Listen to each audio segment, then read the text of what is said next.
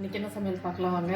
இன்னைக்கு சண்டே இல்லையா, வழக்கம் போல தான் சுட சுட சிக்கன் பிரியாணி பாஸ்மதி ரைஸ் போட்டு சூப்பராக நல்லா ஊற்றி பிரியாணி. மாட்டில் இந்த ஃபார்ச்சூனில் வந்து பாஸ்மதி ரைஸ் இருந்துச்சு, சரின்னு வாங்கிட்டு வந்தேன் பார்த்துங்க.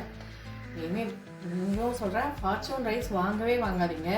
அதில் பிரியாணி பண்ணால் டேஸ்ட்டே வர மாட்டேங்குது. ஒரு மாதிரி சப்புன்னு என்னத்தை பண்ணாலும் ஒரு மாதிரி இருக்கிற மாதிரி. அந்த டேஸ்ட்டு கொண்டு வரதுக்காகவே மசாலா அரைச்சி தேங்காய் பால் எடுத்து இன்றைக்கி பிரியாணி பண்ணியிருக்கேன். ஆனால் சூப்பராக இருக்குது. இப்போ இதெல்லாம் பண்ணதுக்கப்புறம் ஸோ என்ன ஆகுது, ரைஸில் இல்லை, நான் செய்கிறதுல தான் பிரியாணி டேஸ்ட்டே. இப்போ இதுக்கு நல்ல பஞ்சாபி ஸ்டைலில் சிக்கன் கிரேவி, முந்திரி தக்காளி எல்லாம் அரைச்சி விட்டு அது ஒரு கிரேவி. இன்னைக்கு எங்கள் வீட்டு கோழிக்கு 2 காலுங்க, அதனால அதை அப்படியே தந்தூரி மாதிரி ஃப்ரை பண்ணியாச்சு. அவ்வளோதான், ரொம்ப ரொம்ப சிம்பிள். இன்னைக்கு இதுதான் சமையல். இந்த வீடியோ பிடிச்சிருந்துச்சுன்னா லைக் பண்ணுங்கள், ஷேர் பண்ணுங்கள், கமெண்ட் பண்ணுங்கள். புதுசாக பார்க்குறீங்கன்னா சப்ஸ்கிரைப் பண்ணிக்கோங்க.